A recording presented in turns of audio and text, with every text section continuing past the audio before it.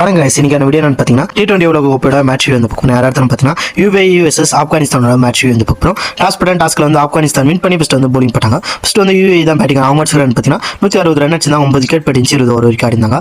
ஆப்கானிஸ்தான் பார்த்தீங்கன்னா 162 run அடிச்சிருந்தாங்க, 5 wicket பட்டிச்சு, 19.2 ஓவருக்குள்ள பார்த்தீங்கன்னா 5 wicket வித்தியாசத்தில் 4 பந்து வித்தியாசத்தில் இந்த மேட்ச் வந்து ஆப்கானிஸ்தான் வந்து வின் பண்ணியிருந்தாங்க. ரெண்டாவது பட்டியோட மேட்ச் வந்து பார்க்குறோம். யாராவது பார்த்தீங்கன்னா இங்கிலாந்து vs இத்தாலியோட மேட்ச் வந்து பார்க்குறோம்.